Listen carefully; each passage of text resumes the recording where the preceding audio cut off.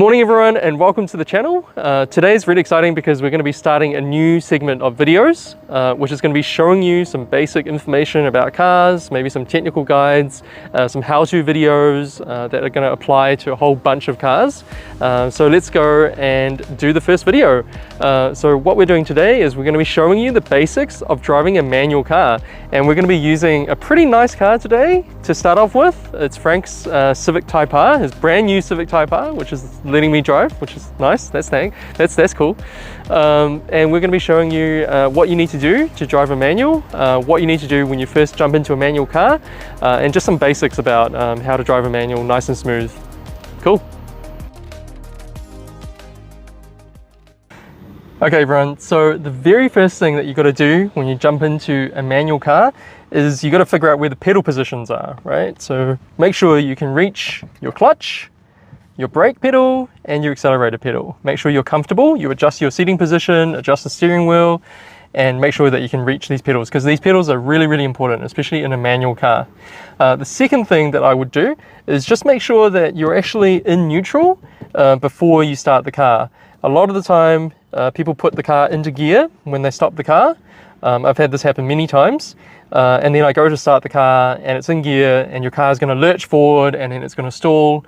Very embarrassing, and you could actually hit something as well if you're not careful. So just make sure that it's in neutral before you start the car.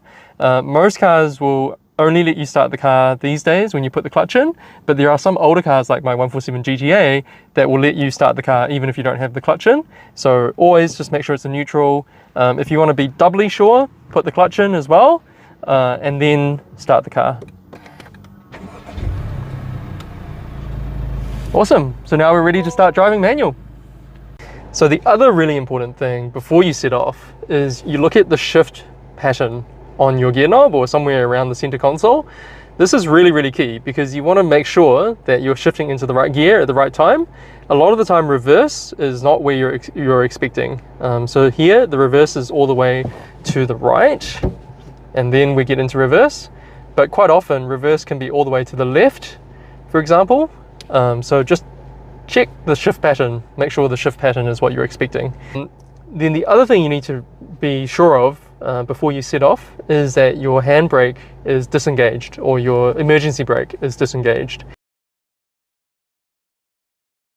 So when you're shifting gear, put the clutch in to shift gear.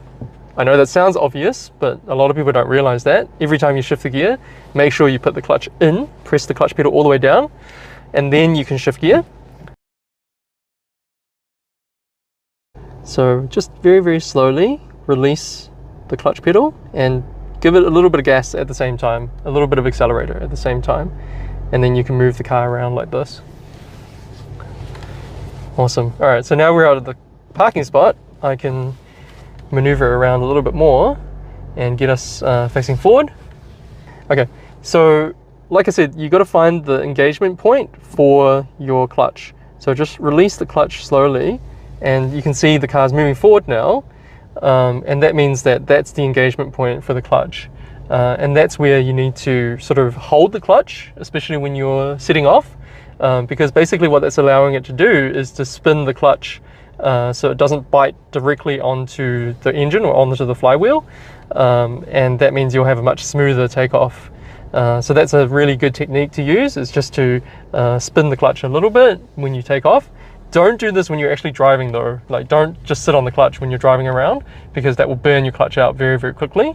So only do that when you're just moving around and when you're setting off.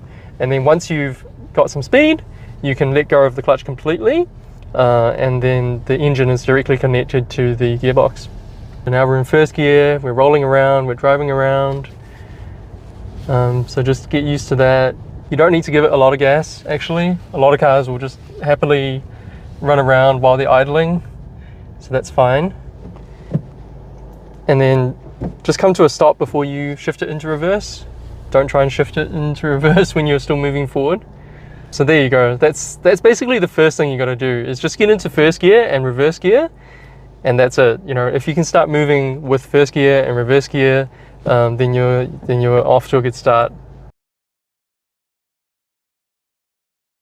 Okay, so once you get confident enough in a car park and you feel like you can get the feeling of the bite point of the clutch, you can set off in first gear, you can release the clutch completely, you know, you're happy to drive around and you get used to putting the clutch in when you're stopping.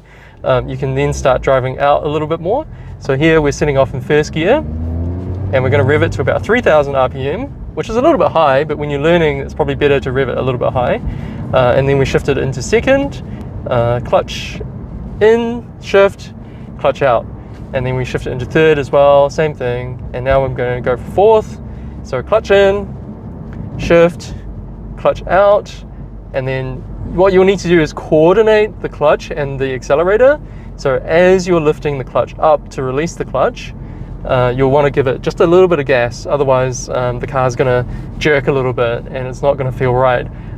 Off again, just to show you exactly what you need to do.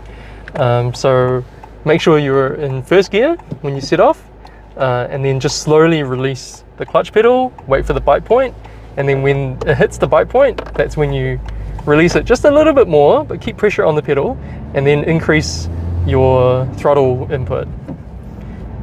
And then shift into second gear, make sure you give it a little bit of throttle after you shift, just so that it rev matches correctly.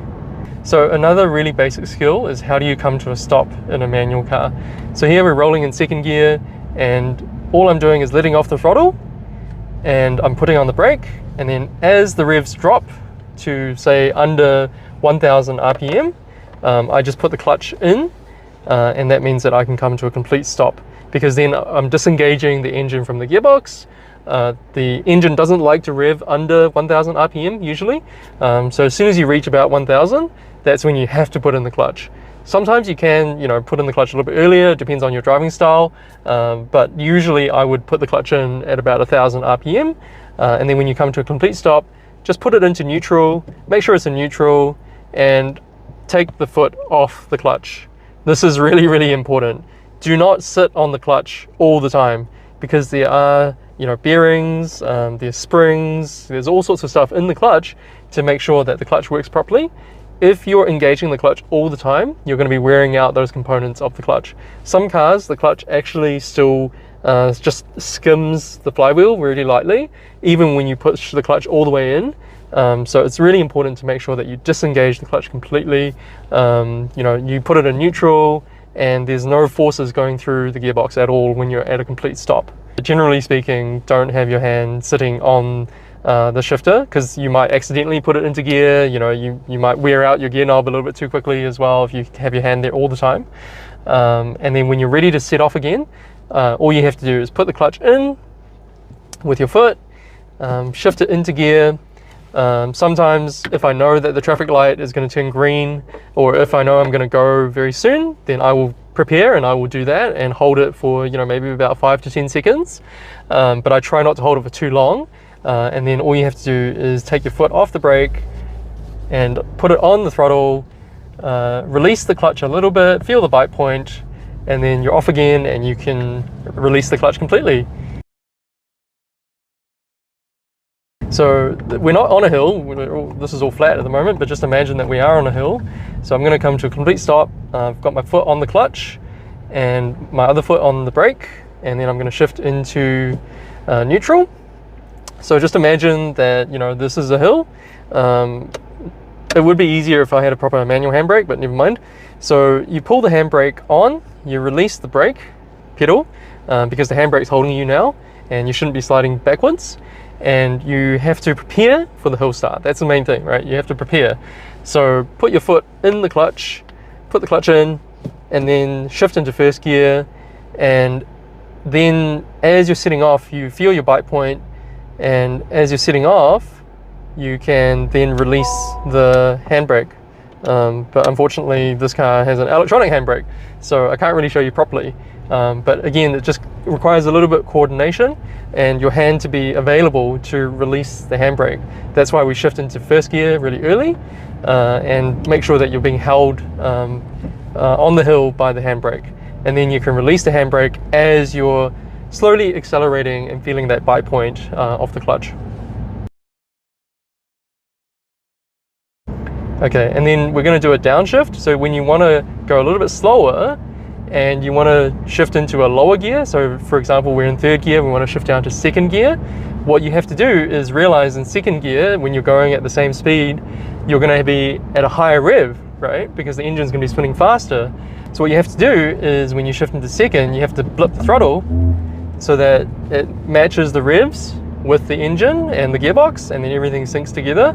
If you don't do that, so I'll go into third gear now, and then I'll just release the clutch. You can feel it really jars, and that's because the engine and the gearbox are trying to, you know, mesh with the same speed, but just not doing it in a very smooth way. So you have to make sure you rev match properly when you're driving a manual. It's another really important skill. Okay, here we go. Here's the rev match. So give it a bit of throttle. This is something that you're going to have to get familiar with for your car, because depending on the car, you have to give it different throttle input. Some cars need more throttle, some cars need less. Okay, so another slightly more advanced technique, and this is something that, you know, we're not going to do a full tutorial on here because that probably deserves its own video, but I'm just going to mention it and kind of give you a demo just to know, just so that you know what you're aiming for, right? So heel and toe is again another really important skill, and this is a skill that you may think that it's not really super important, but actually it is quite important even during everyday driving, because sometimes you do want to shift and brake at the same time, and you might be wondering, hold on a sec, if I'm shifting and braking and I have to rev match, doesn't that require 3 feet? We don't have 3 feet, right, Frank? None of us have 3 feet, I'm pretty sure. How do you do that? Well, luckily there is a technique, and it is called heel and toe. So what you do is I'm going to shift into third gear, and I'm going to go down this straight, and then I'm going to brake, and then I'm going to shift and also blip the throttle using the heel of my right foot while I'm shifting. Now, I know that sounds incredibly complicated, and it kind of is, but again, once you practice a little bit and once you get used to it, it's actually not too bad. So we're going to do it again. So we're going to go shift into third, and then we are going to try and slow down and shift into second. So here we go. There we have it, right? So that's what you need to learn, is how do you shift and brake and blip the throttle all at the same time. Now with a lot of these modern cars, like Frank's Type R, they have auto blip. So you don't actually need to do the heel and toe thing.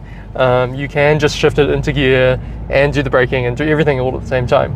But it is still quite important to learn the skill. If you're driving on track, it's super important, because as you're braking, you want to be shifting down into the right gear, and then you don't want to be messing up your traction.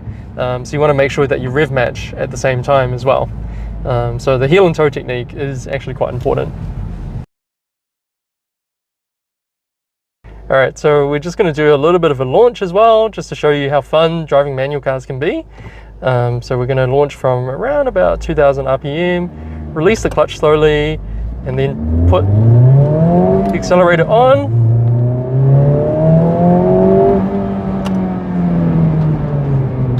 Oh, that feels good. I think the best thing about driving manual cars, Frank, is, you know, when everything goes right. You know, when it's very satisfying when you get everything right? Yeah, super satisfying. Yeah. Like if you can get a launch right, if you can get a shift right, if you can get a downshift right, like everything just feels so good, right? Yeah, it's really satisfying. All right, everyone, hopefully you enjoyed that little tutorial that we put together in the Civic Type R for driving a manual car. So I would definitely recommend giving it a try. If you haven't driven a manual before, it's a really good skill to have. Even if you don't have a manual car in an emergency, or you know, if you have a friend who has a manual car, there's not a lot of people that know how to drive manual cars these days, so it's a really good skill to have.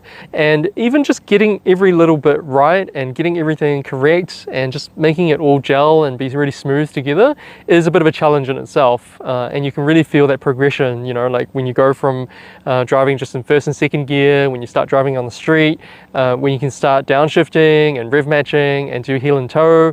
It's just a really good feeling of accomplishment and achievement and progression.